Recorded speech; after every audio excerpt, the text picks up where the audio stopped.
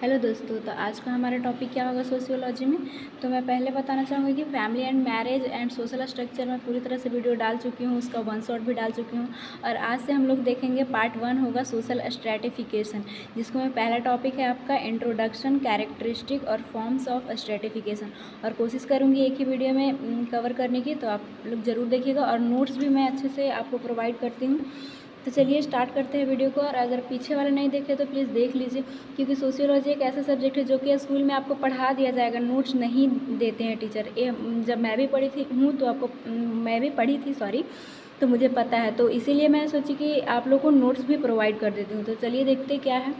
सबसे पहले social stratification का मतलब क्या, वर्गीकृत करना, लोगों को बांटना, मतलब किसी ग्रुप में, लेयर में, उस तरह से स्ट्रैटिफिकेशन करना।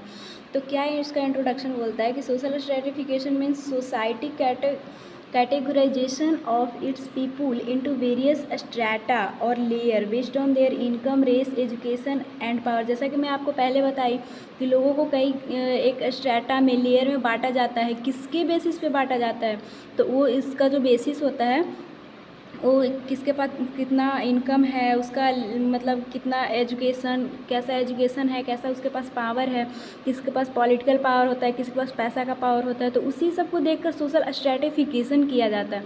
तो सोशल स्ट्रैटिफिकेशन करके आपको एग्जाम में पूछ दिया जाएगा, और उसका जो कि इंट्रोडक्शन लिखना रहता है और 2 डिफिनेशन लिखना रहता है। जिस तरह से मैं आपको बताती हूँ उस तरह से आप एक टॉपिक जैसे कि सोशल स्ट्रैटिफिकेशन आपका अगर आया तो इसी तरह से आप लिखिएगा, आपको फुल मार्क्स मिल जाएगा।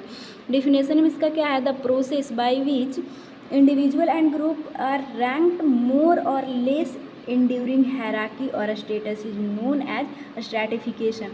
ऑकबर्न एंड नीनकॉक दिए हैं, ये आपको लिखना जरूरी है। और ये क्या बोलते हैं कि ये एक प्रोसेस है जिसमें इंडिविजुअल को एक हैराकी में, जैसे कि आप सिग्मोइड हैराकी, जो सिग्मंड फ्रूट जो दिए थे हैराकी, जो कि पहले हमको नीचे वाला पूरा करना था तब हम ऊपर जाते हैं, उस तरह से एक हैराकी में नीचे से ऊपर बांटा गया है। और वो बेसिस क्या है, पावर हो गया, इनकम हो गया। नेक्स्ट आपको एक और डिफिनेशन लिखना रहता है, तो वो क्या लिखिएगा, social stratification is the horizontal division of the society in a higher and lower social unit. ये कौन दिए है, रेमंड डब्ल्यू मूरे। और ये आपको लिखना जरूर रहता है, तभी आपको फुल मार्क्स मिल सकते हैं। ये क्या बोलते हैं कि यह एक हॉरिजॉन्टल डिवीजन है, जैसे कि हायर से लोअर जाएगा हॉरिजेंटली, और मतलब एक सोसाइटी को मतलब स्ट्रैटिफिकेशन किया गया है। नेक्स्ट इसका कैरेक्टरिस्टिक क्या है, तो कैरेक्टरिस्टिक के लिए आप पहले इस तरह से फिगर बनाइएगा और लिखिएगा कि यह यूनिवर्सल है, कि मतलब सोशल स्ट्रैटिफिकेशन ऐसा नहीं कि इंडिया में पाया जाता है और ऑस्ट्रेलिया में नहीं पाया जाएगा, वहाँ भी पाया जाता है। यह सोशल है, सोसाइटी से ही रिलेटेड है। सोशियोलॉजी में हम लोग देख रहे हैं तो सोशल है। एंशिएंट है, मतलब हमारे पूर्वजों से ही चला आ रहा है। डाइवर्स फॉर्म है और कंसिक्वेंशियल है। पर इसका मतलब क्या है, आप नहीं घबराइए, मैं आपको समझा देती हूँ, क्योंकि आपको इस तरह से बनाने के बाद थोड़ा सा लिखना भी होता है। तो यूनिवर्सल में क्या बोलता है कि stratification is a world wide phenomena, मतलब हर जगह पाया जाने वाला फिनोमिना है। All organize society are stratified, मतलब एक ऑर्गेनाइज, एक अगर सोसाइटी ऑर्गेनाइज है तो उसमें स्ट्रैटिफिकेशन पाया ही जाता है। सोशल कैसा है, स्ट्रैटिफिकेशन जो social that it denotes socially which are also biological based. यह डिनोट करता है कि यह सोशली, और यह भी कि यह बायोलॉजिकल बेस्ड है। जैसे कि जब हम लोग एंशिएंट में देखेंगे तो उसमें ये बात अच्छे से आपको और समझ में आ जाएगा। Factor such as strength, intelligence and sex through serve the basis for a distributive status. मतलब ये बोलता है कि ये जो है कैसे कैसे मतलब स्ट्रेटिफाई किया गया है, तो वही है कि स्ट्रेंथ के बेसिस पे, इंटेलिजेंस के बेसिस पे, सेक्स हो गया, कैसे लोग सर्व कर रहे हैं सोसाइटी में, उस तरह से एक सोशल स्ट्रेटिफिकेशन हुआ है। But they are no sufficient because some status receive more power, property and prestige compared other. मतलब यही सब एक नहीं है कि सोशल स्ट्रेटिफिकेशन करने के लिए मतलब काफ़ी था, बल्कि कई लोग के पास पैसा होता है, पावर होता है, उसके बेसिस पे भी सोसाइटी को डिवाइड किया गया है। नेक्स्ट है हमारा, इट इज़ एंशिएंट, मतलब कि the system stratification very old. Ancient का मतलब क्या है, बहुत पहले से चला आ रहा है। तो ऐसा थोड़ी है हमारे दादा दादी थे तभी से ये उनके भी जितना पूर्वज थे तभी से ये चलता आ रहा है। It almost all ancient civilisation difference between the rich और पुअर, हम्बल एंड पावरफुल एग्जिस्टेड। यह बोलता है कि मतलब कि इसमें पावरफुल एग्जिस्ट करते हैं, रिच करते हैं, पुअर करते हैं, और उसी के बेसिस पे डिवाइड हुआ है। नेक्स्ट बोलता है कि it is a diverse form, कैसे stratification found in the all society but different form. Diverse का मतलब क्या, डाइवर्स मतलब ये बोलना चाहता है कि स्ट्रेटिफिकेशन जो है उस हर सोसाइटी में पाया जाता है, लेकिन ज़रूरी नहीं है कि जैसा एक सोसाइटी मतलब यहाँ है, अगर दूसरा सोसाइटी में भी जाए तो स्ट्रेटिफिकेशन उसी तरह से मिलेगा, नहीं। क्योंकि अगर हम लोग पूरा चैप्टर डिस्कस करेंगे तो आपको पूरा समझ में आएगा कि कहीं पे कास्ट सिस्टम पाया गया, कहीं पे क्लास सिस्टम पाया गया, मतलब कि लोग जो है अलग तरह से स्ट्रेटिफाई किए हैं सोसाइटी को। नेक्स्ट हमारा है in modern world class, caste and estate are the general form of stratification. मतलब जो मॉडर्न वर्ल्ड है उसमें कैसे स्ट्रेटिफिकेशन किया है, कास्ट के फॉर्म में, क्लास के फॉर्म में, एंड ई स्टेट उसका पावर, और ये जो बोलता है कि जनरल फॉर्म, मतलब कि यही सब है जिसके बेसिस पे डिवाइड किया गया। डाइवर्स फॉर्म है, एक जैसा नहीं पाया जाता। फिर एग्जाम्पल के लिए भी कि अगर आपको समझ में नहीं आया तो क्या बोलता है कि ancient Aryan divide into the Brahma.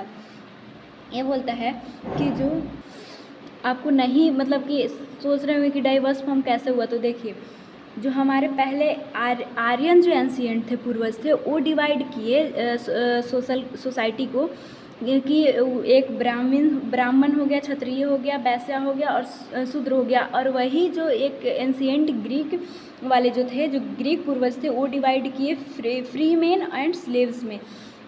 तो मतलब हुआ ना डाइवर्स फॉर्म में।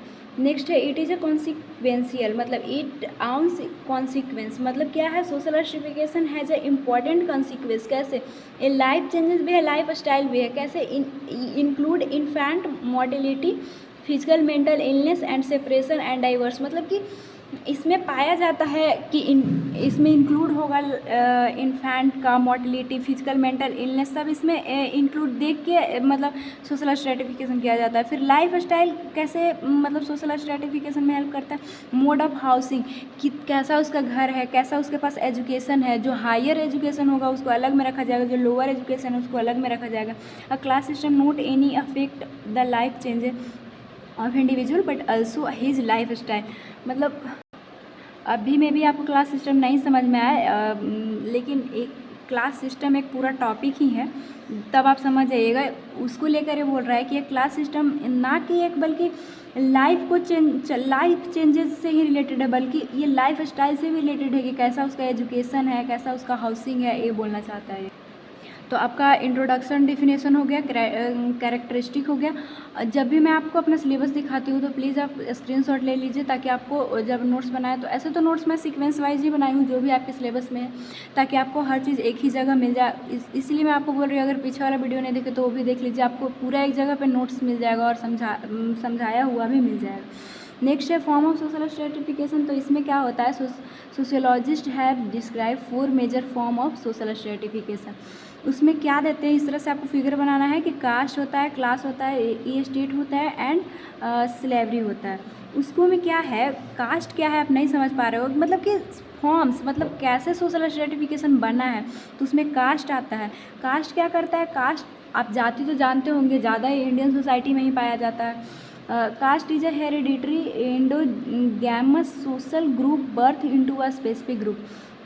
मतलब ये बोलना चाहते हैं कि कास्ट जो है वो हेरिडिटरी है, मतलब अनुवांशिक रूप से, मतलब उसके माता पिता से रिलेटेड है। मतलब कि अगर यादव कास्ट है या फिर कोई और कास्ट हो गया तो वो रिलेटेड है अपने, उसके पिताजी भी यादव कास्ट के हैं और वो भी यादव कास्ट में आया। नेक्स्ट है when an individual is born into a particular caste he she remains to be a member of forever. अगर इंडिविजुअल कोई पर्टिकुलर कास्ट से बिलोंग कर रहा है, अगर मैं यादव को लेती हूँ या फिर ब्राह्मण को लेती हूँ, तो वो लाइफ टाइम ब्राह्मण से ही बिलोंग करेगा, ऐसा नहीं है कि वो बदल सकता है। लेकिन वही हम लोग जब क्लास में देखेंगे तो कोई मिडिल क्लास में आ रहा है और अगर मेहनत किया तो वो अपर क्लास में भी जा सकता है, लेकिन कास्ट जैसे आप जन्म लिए वैसे ही आप जीवन भर रहिएगा।